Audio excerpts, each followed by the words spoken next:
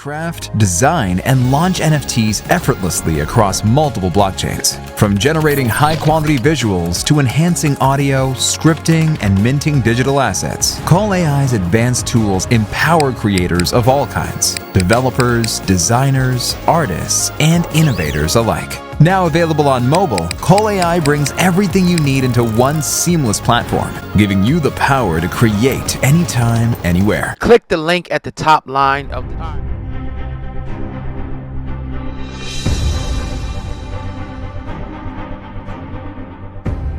LL Cool J was sitting down the other day. He did an interview with Apple Music's LaCode, and he was talking about, he said he was the most important rapper of all time. He went on to say, they're going to look and say, wow, when it comes to the jewelry, the guy who introduced all the ice and the jewelry and the champagne. They're going to say when it comes to the love songs, they're going to say this is the guy that introduced the love songs and all that love shit. When it comes to the bad boy vibe, they're going to realize that this is the guy who introduced all the bad boy vibes before it was done. He continued to say, when it comes to GOAT terminology, this is the guy who came up with all the GOAT stuff. They're going to say when it comes to Def Jam, wow, this is the first artist that was on Def Jam. Do you agree with LL? I'm not going to disagree, but this is interesting, right? Because we've talked about greatest rappers of all time millions of times on the show, asked people their top fives and various things. And I remember one person, only one, put LL in their conversation. That was Faizon Love, right? Shout out to Faizon. Oh, okay. But you cannot deny anything he just said. Nothing. Absolute trailblazer, absolute icon, absolute trendsetter. When you look at how he's done rap and how he's and what he's done and the service he's given to hip hop, it's been A1 all around the board. Yeah. So what I'll say is, and I want to ask you this, is he the greatest of all time? I guess that's arguable, that's subjective, anybody could say that. But is he the most underappreciated of all time? I'd say yeah. Yeah, and I don't know why. Right, me either. I don't know why.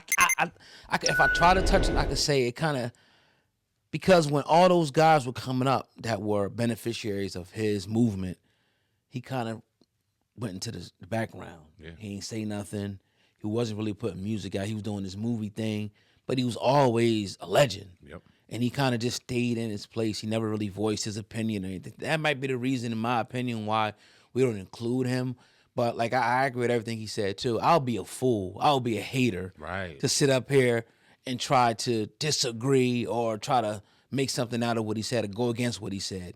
He's telling the truth. Now, he was a little before my time as far as who I wasn't listening to L like that.